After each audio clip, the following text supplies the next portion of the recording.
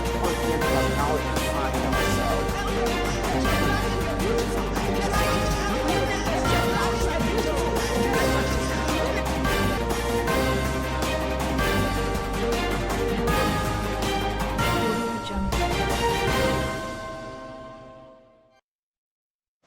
In the news, federal government scraps 3 petroleum agencies, sacks CEOs, DPR, PPPRA, PEF affected, new agencies set up.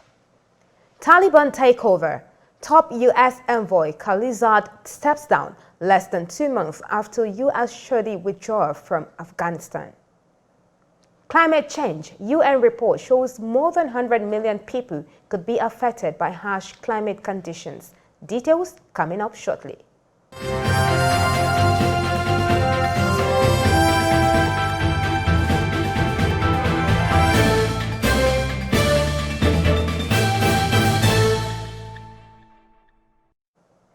This is TOS Television, your digital first Pan-African news network. I am Rose Audu, and this is TOS News 360. The federal government of Nigeria on Monday said the Department of Petroleum Resources, the Petroleum Products Pricing Regulatory Agency, and the Petroleum Equalisation Fund have all officially been scrapped and no longer exist. It also said while workers of the 3 agencies would be protected, their chief executives had been relieved of their various appointments. The Minister of State for Petroleum Resources, Chief Timothy Silva, stated this while speaking on the sidelines of the inauguration of the boards of the Nigerian Midstream and Downstream Petroleum Regulatory Authority and the Nigerian Upstream Regulatory Commission in Abuja. He explained that with the passage of the Petroleum Industry Act, the NPRA and NURC had taken over the functions of the DPR, PPPRA, and PEF. And 25-year-old Joseph Ilesami has lost his life after an abandoned 2-story building collapsed around Haruna bus stop in the Ikorodu area of Lagos State. 2 other victims who had sustained injuries when the building caved in around 10 p.m. on Monday were rushed to the General Hospital in Ikorodu for urgent treatment. The acting zona coordinator, National Emergency Management Agency, Ibrahim Farinloye, said the occupants were living in the building against the warning of the landlords. He added that the building had been pulled down. Farinloye said it was reported that it was an abandoned building that the owners had asked the occupants to leave, but those there are said to be staying there without the consent of the owners. The Sokoto state government have confirmed that gunmen from a suspected criminal gang attacked a village market in the state, killing 43 people. Heavily armed gangs known locally as bandits have terrorized northwestern central Nigeria for years, raiding and looting villages. But attacks have become even more violent in recent months. Police spokesman Sanusi Abubakar also confirmed that bandits attacked Goronyo late on Sunday. Phone networks in the area have been suspended for weeks to disrupt the gang's operations, making information gathering difficult. A non-governmental organization has donated some items to school authorities and students of FCT School for the Blind as part of efforts to improve the lives of the pupils.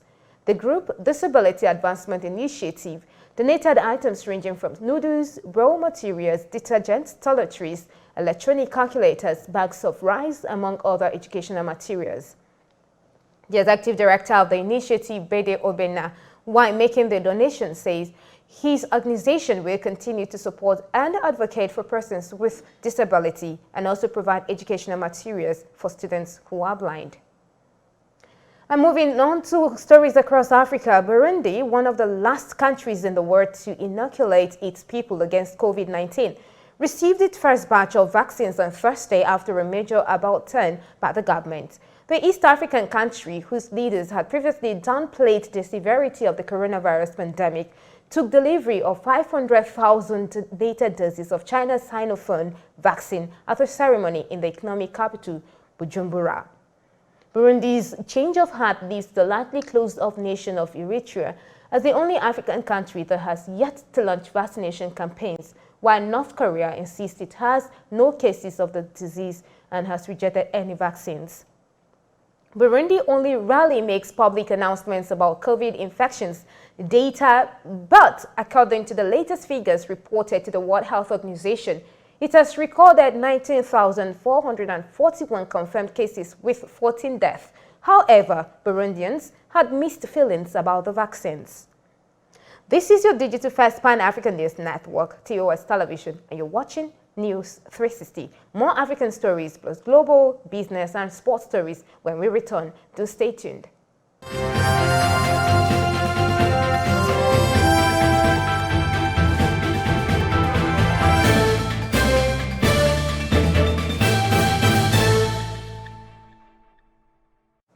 Welcome back and thank you for staying. American Navy officials said they have rescued 310 Euro-bound migrants in the past 3 days. The migrants intercepted on board a variety of boats, such as kayak, included 9 children and 23 women, said the official, who spoke on a condition of anonymity. He said the migrants, who were mostly from sub-Saharan Africa, were brought ashore safely before being handed over to the police. At the end of August, the Moroccan Navy rescued more than 400 migrants who had experienced difficulties on board makeshift boats in the Mediterranean and the Atlantic. Morocco is a major transit route for migrants from sub-Saharan Africa attempting to reach Europe and only 15 kilometers separate from Spain in the Strait of Gibraltar. And moving on to the international scene, top United States envoy Zalmay Khalilzad has stepped down less than 2 months after the shoddy U.S. withdrawal from Afghanistan and the Taliban takeover of the country. Khalilzad will be replaced by his deputy Tom West, Secretary of State Anthony Blinken said in a statement on Monday, noting that West will work closely with the U.S. Embassy, which is now based in Doha, on U.S. interests in Afghanistan. Khalilzad's departure follows his exclusion from the Biden administration's first formal talks with the Taliban after the U.S. pullout, which was held in Doha earlier in October. Poland has nearly doubled the number of soldiers deployed to guard its border with Belarus in response to a surge in the number of asylum seekers crossing into the country. The new deployment, announced by Defense Minister Mariusz Błaszczak on Tuesday, means nearly 6,000 troops operate in the border region now, a significant rise in military presence in recent days. On Saturday, Błaszczak had put the number of soldiers stationed in the area at more than 3,000.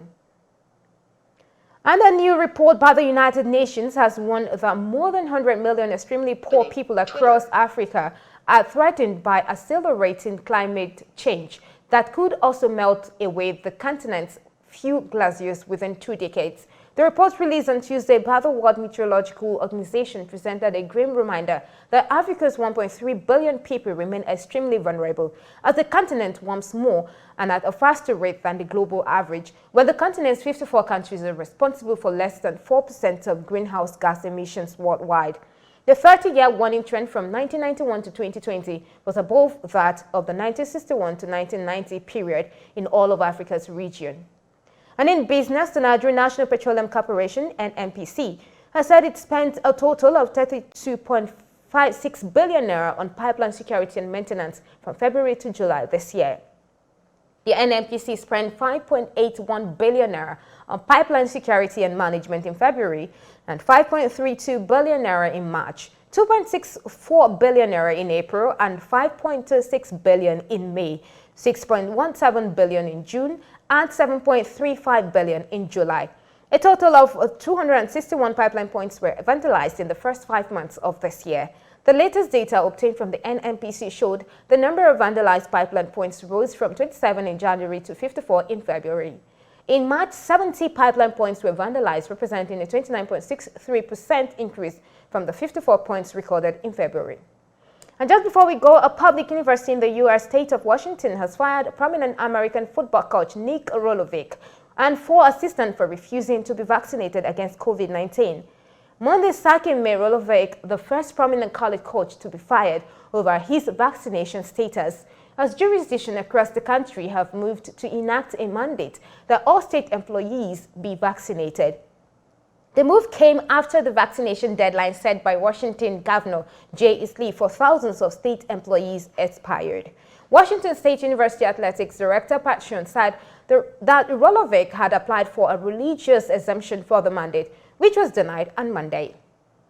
And that is TRS News 360 on your digital-first Pan-African News Network. For more updates, visit www.trstvnetwork.com. Do follow and like our social media handles on Facebook, Twitter, and Instagram. And remember to subscribe on YouTube. This stay with us and enjoy more programs on TRS Television Network.